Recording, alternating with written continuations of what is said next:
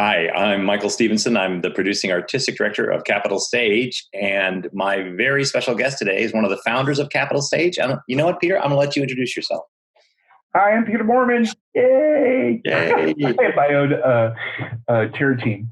I'm one of the three co-founders back in 2005, and That's a long time. crazy.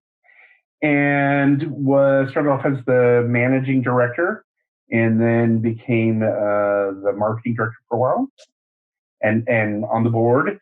And that part I still am. And now I'm just around to bug Michael. And direct and act and do all that other stuff and be on the board. Yeah. So I don't think this has ever happened. I'd love to hear the story of how the theater started. It was... Well, and I think if you talk to Jonathan, if you talk to Stephanie, there are going to be three different variations, but they're going to be similar. I've only been able to speak with their lawyers, but yes. So I know, so at that time in the early 2000s, and then before then, in 99, Stephanie and I were part of a non-equity theater company in Sacramento called Synergy Stage that had, and now if I don't name them all, then there were 9 of us.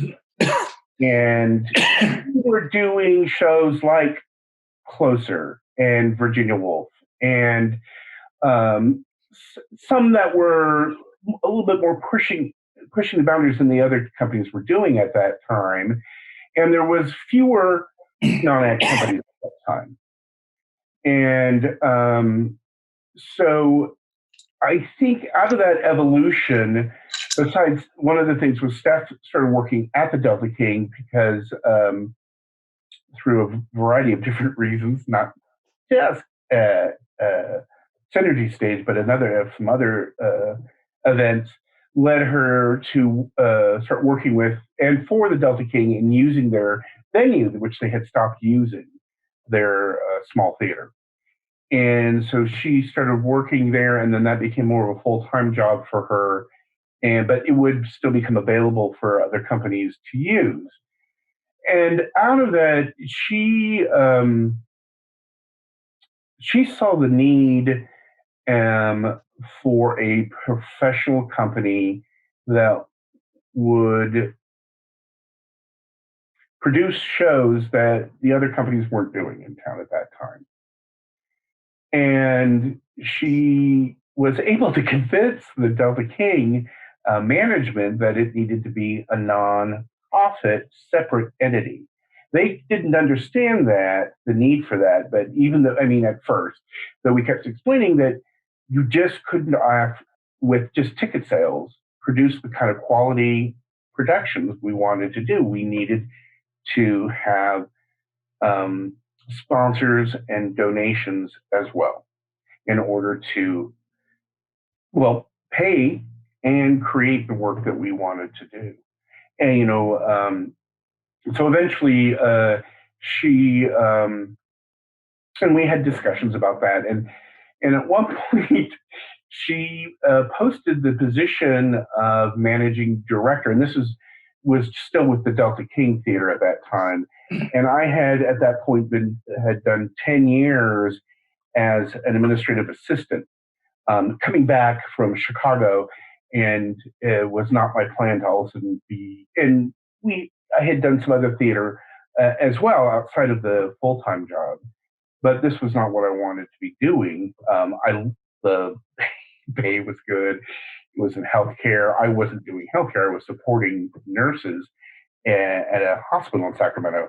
And it was great work, but it was not what I wanted to do. And I saw this and I applied for it and interviewed, and Steph was like, yeah. And with Jonathan, we had talked about, and then that year we fine-tuned this idea of what kind of theater we wanted to do. And out of that,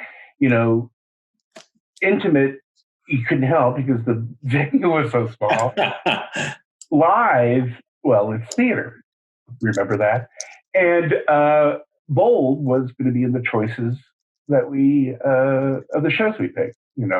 Starting with La Butte, you're sort of saying, hey, And the other companies weren't doing pieces like that, And it was going to be small, and but it's amazing what we were able to accomplish at that venue. It was crazy. Some of those designs and things, whether we did, Boy Gets Girl with the different couple of different ones with turntables and so on. Yeah, and that, ridiculous, because that the height of that stage is like 8 feet. Jason would hit his head on the lights all the time. Yeah. And he had a turntable on there, and a Dirty Story in there, and just like, oh my God, Liaison Dangereuse with like 9 women in hoop skirts and that crazy stage. It was like, what are they doing? But I remember coming to see Dirty Story and going, I've never seen something like this in a market like this. So great. What a wonderful, wonderful play. But so fast forward, you're on the boat. And one of my things I had to share about the boat that I love the most is the murder mystery theater that was next door, that inevitably, when the quietest, gentlest moment happened in our play, next door there'd be a gunshot and a huge scream, and people would like tromp up the stairs. It was an amazing thing. But it gets more popular against all odds. I know many people were like, well, it can't survive down here. This is the most touristy part of town. And it got more and more popular. And then, so 2008 hits and all the craziness happens. And let's talk about that, because it's a little bit of a mirror to now. It is what happened. We had been, building, it's 4 or 5 years in building a subscription base, which is important, of course. We all know who are running theaters to get those that support, that monetary support, so you can engage in the season. Well, when everything hit the fan, and it happened, relatively quickly, not as quickly as this, I think, but quick enough that our single ticket sales just plummeted. And our subscription base was not big enough yet to, really support a full season of everything. So I cannot exactly remember over the period of how long that took, but over a number of months, it just kept creeping down. Though it hit initially, people just stopped going to the discretionary money stopped. Sure. And the donations to a certain degree, and some of the sponsorship dried up or became smaller. So we did a couple of things. I know, we changed shows to very small 2- and 3-handers. And we did pretty much everything as much as we can in-house between the three of us. Well, Jonathan was always designing a good portion of the sets anyway, and building most of it as well. But between the three of us, either being in the shows or directing them was a real focus. And honestly, there were a number of, we paid weekly. Everybody got paid weekly, and I think Bill pretty much does. I don't know, but just because that's how the union rule works. And so there was about a month or so of Jonathan, Stephanie, and I did not cash our checks. Checks were issued to us, but they were held. Yeah. And that was really difficult. Sure. Really, really difficult. And eventually, with the support just waning, I can remember this meeting so clearly. We sat with the board, and the three of us were also on the board, and basically said, we're out of money, and none is coming in right away. What do y'all want to do? It was probably worded much more cognizant than that. I'm guessing the "what do you all want to do" is probably not in there, but yes, okay.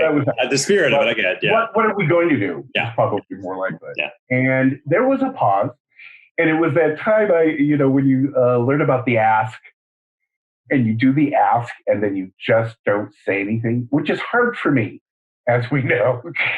But it was one of those moments where we just we laid it out, and there was a pause there.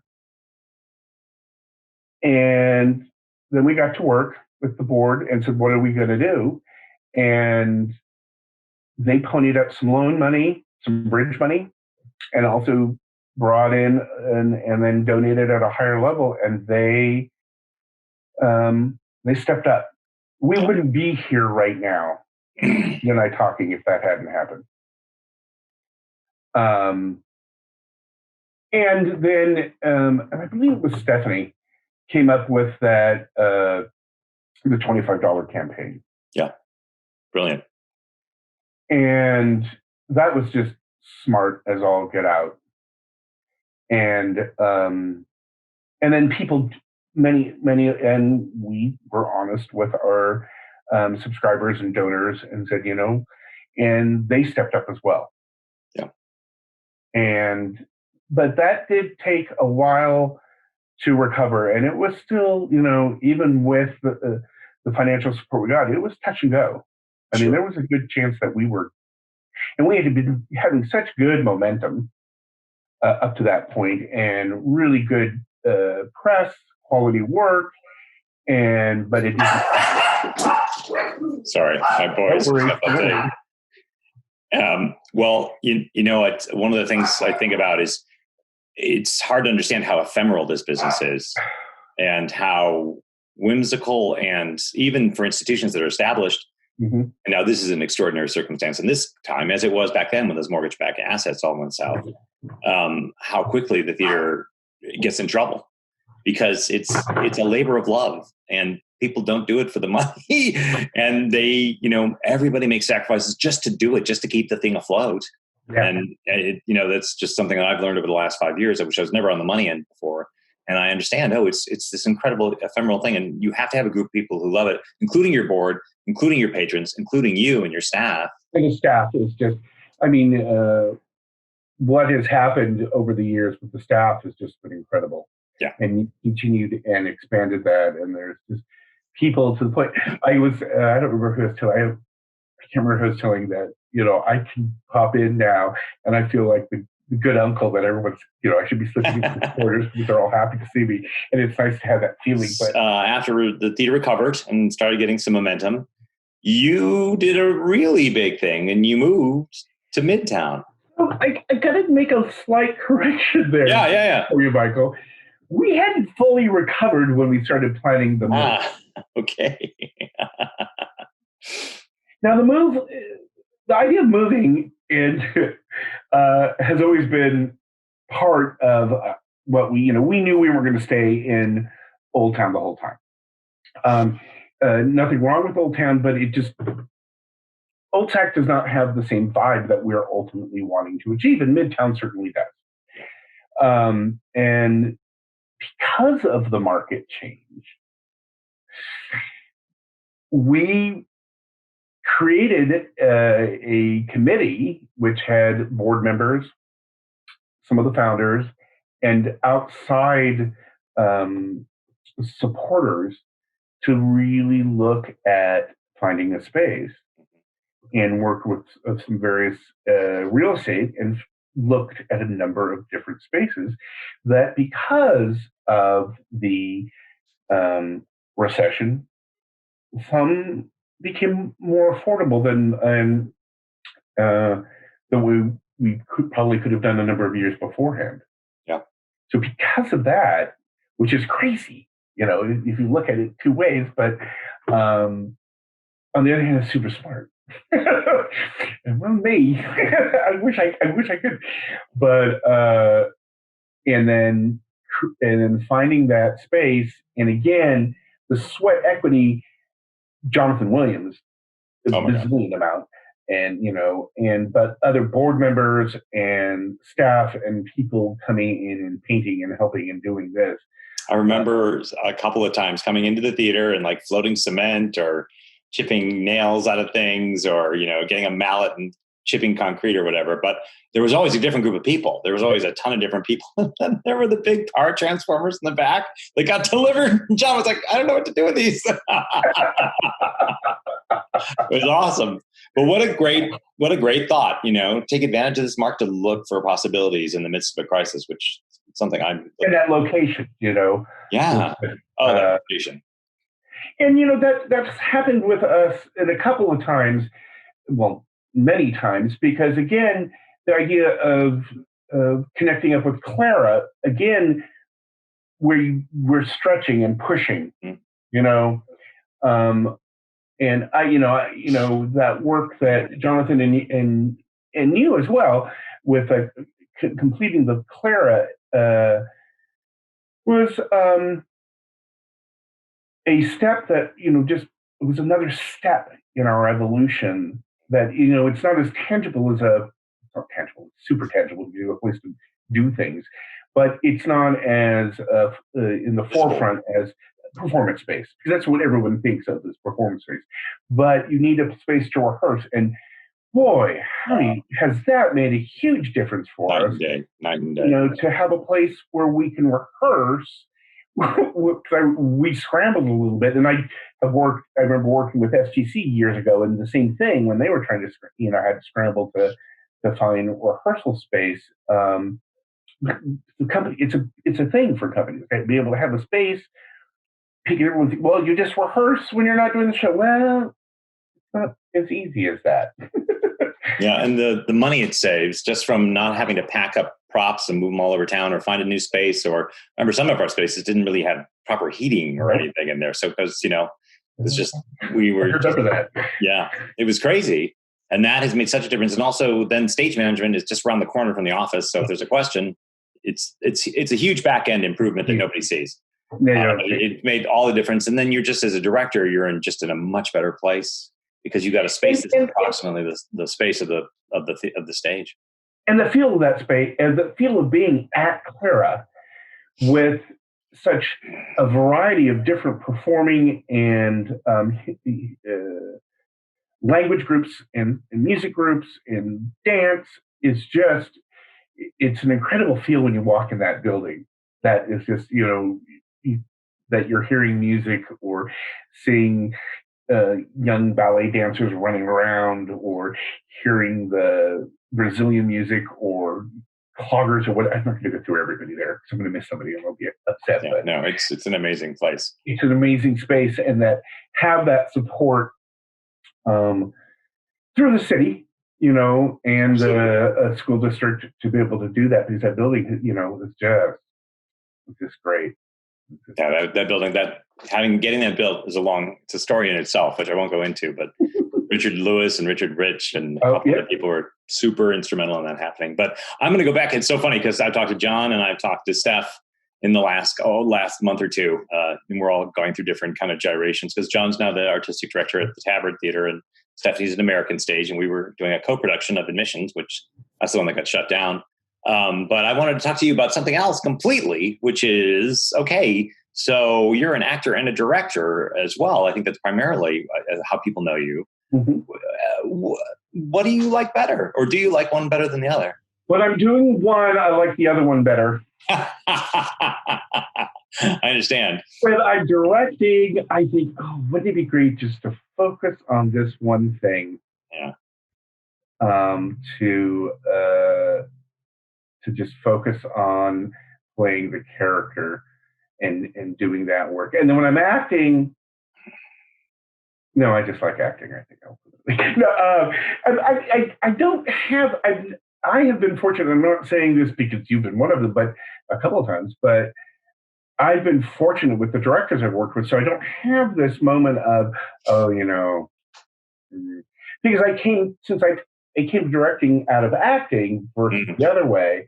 My respect and understanding of the process has just grown so much because of Capital Stage. Well, and there's some before that. Yeah. But, working as we did early on, but the directing has also made my understanding of the acting process clearer too.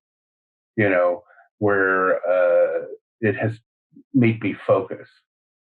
So, because acting was the first, so that may be my first love. So I think it's still, the directing just becomes, at times you're like, what? What? Because somebody just comes up. And my favorite is when you think you've got that day planned fairly well, and then somebody still comes up with a question, and you're like, so my answer about directing is, if you get that question, you always answer it, because you can always change it a little bit later on. But you give them, if they want an answer, they want to feel supported, and I want to support them in their process. So I will always, and again, I think I went down a tangent there, but no, it's the Anne Bogart solution. You go from the back of the house, you go, I had the answer, and then you walk all the way to the stage. And hopefully in that walk, the pressure produces an answer. That's true. I remember that. That's true. So let me ask you another question. But what was your favorite moment, and what was your scariest moment in Cap stage history for you? Could be anything. Can be director or actor.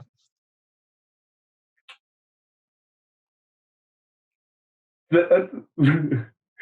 The scariest moment probably is when we had an actor in a show, her medications got mixed up, and she couldn't go on. And Stephanie had to go on for her. And I get this, and it was one of the days I directed the show, and back in the old timey time days, back in the boat days, we were all there, but I was there quite, I did mostly curtain speeches back then at that time. And now we've gotten to the point where, I didn't have to do that. And I get a call from Jonathan saying, you got to get down here. And I was in Davis. And so Stephanie's going on. And so I, zoom out there, get there, fortunately she fits the costume. But that first scene that she has to do it's pretty much a blackout, where she has to do the opening monologue, a good portion of it, and it is dark. And I was on book, because it was decided that since I directed the show, it would be best that I was on book and wow, that was scary. And she did a freaking amazing job. I think she called for line once. She knew the lines? She knew the lines? She knew a good portion, and she had the script with her as well. Wow. But the word, you couldn't keep, Yeah, you can keep up in your acting. And the line load on that was pretty intense. I remember, this is not as scary, when we were doing Hedda, I was, and this is not that big a deal, but I was sitting on the couch, this couch that took up but I was sitting there going, and I don't know if it was just Steph and I, or there was somebody else in the scene, but there was this rolling feeling I had, and the light shook. And there'd been a small earthquake up in the Oroville area. And I had this thought, though, at the time I didn't know. I was like, oh, I hope this doesn't get any bigger. Oh. I wouldn't what was your favorite moment? Or one of your favorites? I shouldn't say favorite. That's impossible. Maybe it was a moment where I think I have two. The opening of Superior Donuts at the New Space is pretty hot. I stage managed that show. Yeah. Because I had done stage management as well, and had done it a couple of times for the company, and had done it in a previous, as we wear many hats back, no matter where. That, another one, the first year at the boat, when we did Every Christmas Story Ever Told. And after the Marcus's review came out in the B, and the word of mouth had spread by that point, too. We had done a couple of previews. The box office phone would not stop. Wow. It would not stop. It just kept ringing, and we got messages on there. And I was doing it that's the year, I think, year before Keith came, before he did box office. And I had to call Steph and said, you have to come down here. I need somebody else to help me. It was just the little flip cell phone, which we used, got hot. the phones would, and it was just one of those moments where, yes, there may be some people who didn't know about us. Yes, there's some people who came because it was a holiday show, but it was, it also had a validation, in that, people, and it just, I think we still get people wanting to know when we're going to do the show again. It's like, yeah, all the time. Yeah, yeah. Well, there's nothing like a hit. That's a feeling that's really something. And the other one, there's one more. Okay, and I'll be done. Was and I'm not saying this. The outcome for the Vibrator play, that experience of that was a large cast for me at that point, and that show and the the beauty of that show is just so elegant and intimate and detailed that the work, I mean, I've done some other shows that I love as well. I don't want to have, there's going to be some children now who are sad, but that just, and the look in that show and the way it turned out was very magical, I thought. I love doing that show. That was a wonderful show. Beautiful, beautiful script and just beautiful casting. It was just surrounded by just wonderful actors, Shannon and Kirk and gosh, there's so many, Katie and all those people. It was crazy. So let me ask you one more thing. Did you ever expect when you started the theater that it would turn into the theater that it is today?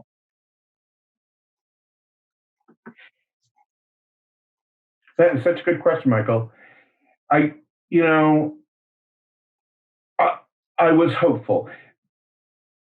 The goal for me, and it was part of Jonathan's and Steph's as well, was that there were, I'm going back to what we started, there was theater and plays not being done in Sacramento. Now, there's a number of non-X now doing a variety of shows too, that just wasn't as many back then. But the other companies weren't doing these shows, and people were having to go to the Bay Area to see some of these plays. And it seemed silly.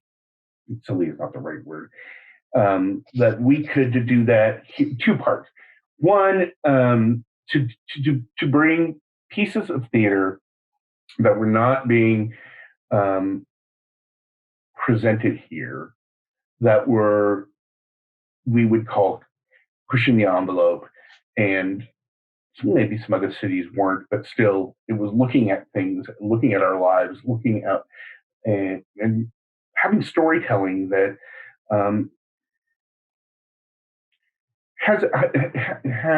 is deeper. And I'm not saying that we don't occasionally do some fun stuff. I've been king of the directing with some fun stuff. That so if you look a little deeper, that they've got it. It's in there.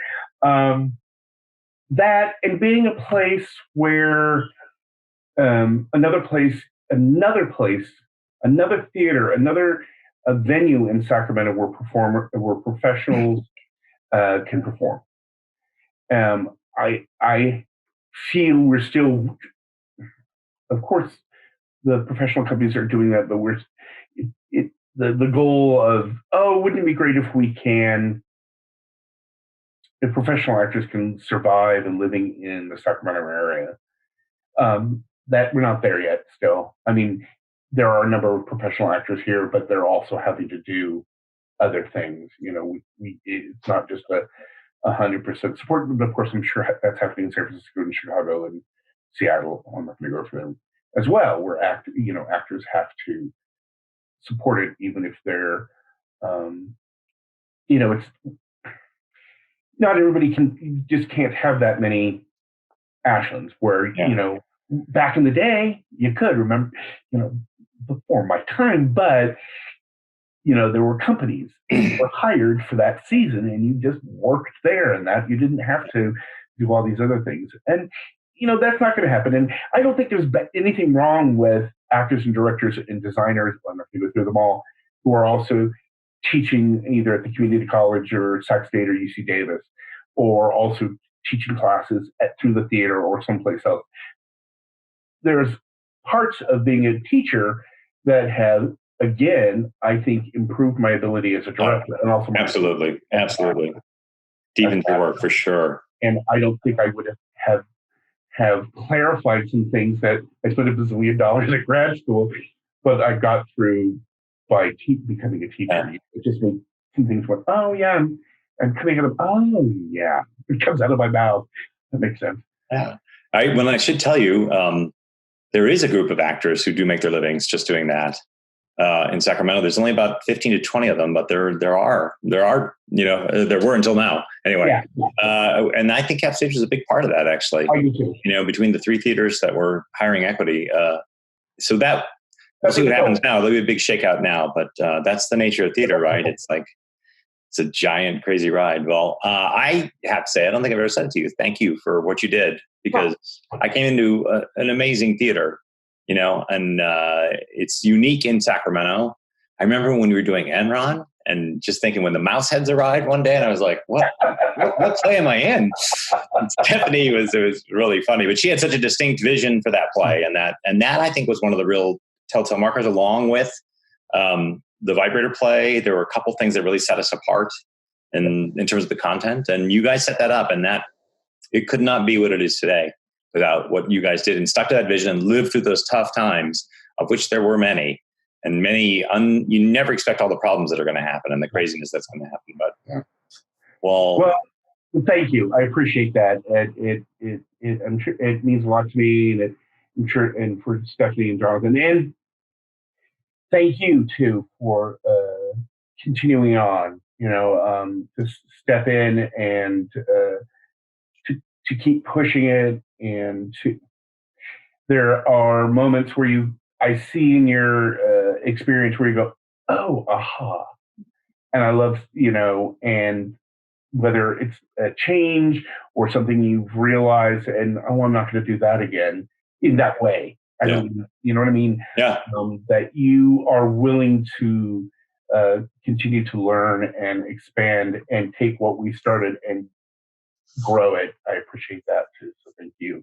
You're welcome. All right. Well, thank you so much. This is exciting. And I'll be seeing you at the theater, I hope, really, really soon. So soon. All right, man. Bye.